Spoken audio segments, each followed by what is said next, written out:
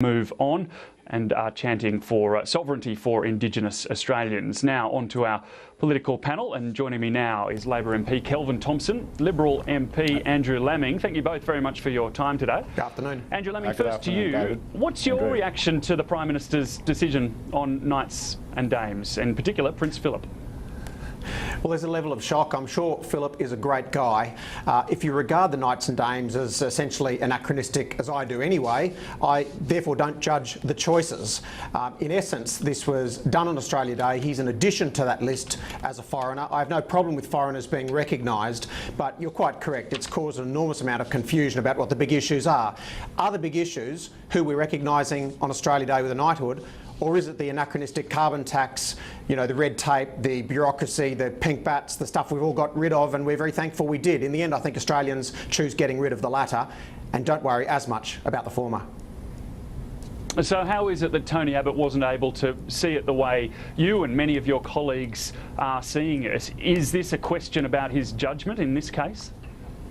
In a positive way, he thinks this person deserves a knighthood, and it's his call. But in the end, as I moved around Australia Day yesterday, this was a topic for some level of mirth. But beyond that, Australians know after the decision's made, they ultimately need a government that's getting on with the job of building the infrastructure, fixing up our tax system, reducing red tape and letting business flourish to create jobs. That's inherently what the LNP does, and I think voters will opt for that in the end.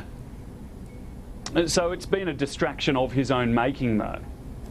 Oh, look, whatever you want to call it, I don't support the decision, and many people around the country are shocked by that call, but that was the decision he's made. But in the big picture, we need to have some perspective. I don't, as a Republican, hold any great interest in who's decorated, to be frank. If you don't support the institution itself, it's a little cheap to come back and then start arguing about who should be recognised and who shouldn't be.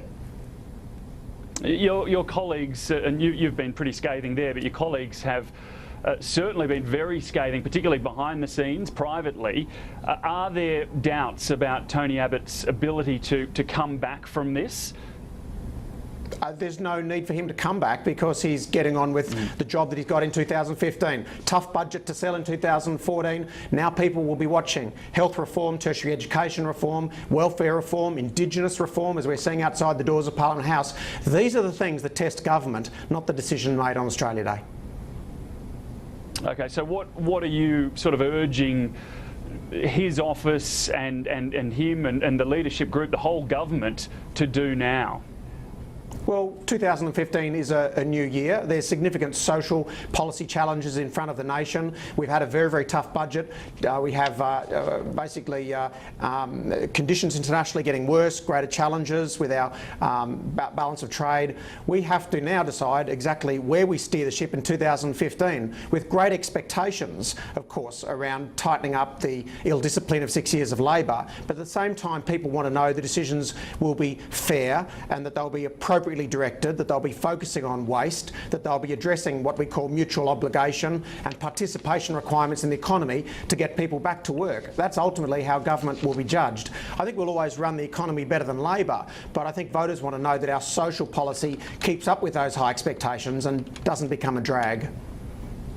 Kelvin Thomson, this must all be eerily familiar to you, the talk of distraction, trying to get back on message, and I suppose backgrounding as well is reminiscent of the time very recently when Labor was in charge. What's your opinion of where things are at the moment in relation to Prince Phillip and the knighthood? Well, there is some familiarity, David, but Andrew Laming is right to say that the institution of Knights and Dames is an anachronism. It's essentially a 19th century debate about who should be a knight or who should be a dame. We need to be talking about 21st century issues. I regret the fact that this debate has overshadowed and overrun the need for a domestic violence debate, which could have been given a real shot in the arm through the nomination of Rosie Batty as Australian of the Year. I regret that it's overshadowing debate about climate change. We had the CSIRO and the Bureau of Meteorology releasing a report today suggesting that Australia could be up to 5 degrees hotter by the turn of the century, pointing to the need for support for the renewable energy target. We could be having a debate about industrial relations and the issues in relation to penalty rates, unfair dismissals, overtime, fairness at work. All these things require debate, and yet we're having a classic distraction here from a government which said it was going to scrape off the barnacles and focus on the things that matter. And what about the broader debate, though? And I know that you're talking about all these other things we should be talking about, but I can tell you the barbecue stopper yesterday was this decision. Does this advance, Kelvin Thomson, the case for Australia to dump the monarchy and become a republic, do you think?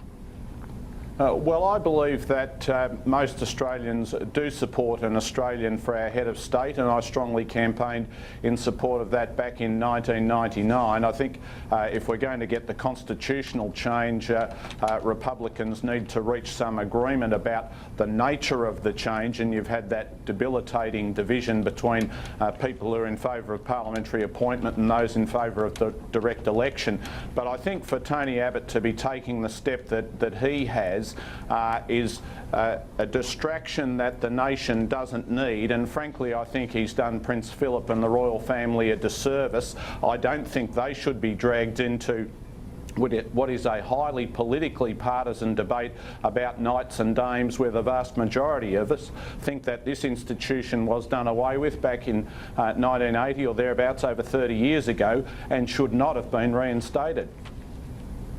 Andrew Laming, what do you think about the debate? Does it progress your cause for a republic? Not overly. I think what happened yesterday was a real sense of a overseas honours and award system decorating itself and using Australia as the intermediary, and that's why it's gathered, I think, so much mirth and confusion. But for most Australians it was a passing acknowledgement, and as I've said, nothing more. We will be moving on. You've still got some extraordinary Australians recognised. Phillip was an addition to the list. I don't have any problem with non-nationals being recognised in our award system, but as I've said, I don't support the award system we have at the moment. Okay, well, speaking of cutting ties, the Immigration Minister said today on radio there should be a discussion about revoking the citizenship of dual nationals who are thought to have been assisting the ISIS cause in Syria and Iraq. Here's what he said on radio.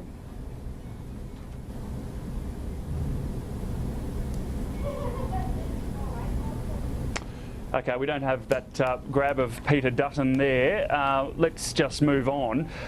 Perhaps first to you, Andrew Laming. It's an easy thing to say, you know, tear up their passports, we don't want them here, but it actually can't be done for those who were born here, which is the case with many of these so-called foreign fighters. Well, certainly I'd support a revocation of citizenship where a person is a dual national, and that is possible, but under international treaty, as I understand, we can't. So for someone who is a single nationality, and that is Australian, in the end we need to bring them home and they need to face the law. I think revoking citizenship, it sounds good on the surface, but ultimately these people need to be brought home and face justice, and I strongly prefer that option.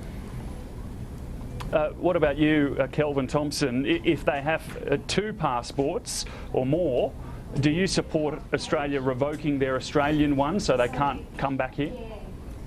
Well, that could be possible in that situation of dual citizenship. As Andrew says, where there is only Australian citizenship, there's no legal mechanism to do that in practice. If the government wants to change the law and bring in fresh legislation, obviously the opposition looks at legislation as it arises, but we do have international legal obligations. And the point Andrew made about ensuring that justice is meted out to people who do the wrong thing and join foreign fighters and support outrageous organisations like Islamic State, well, that is an obligation that we have as a government.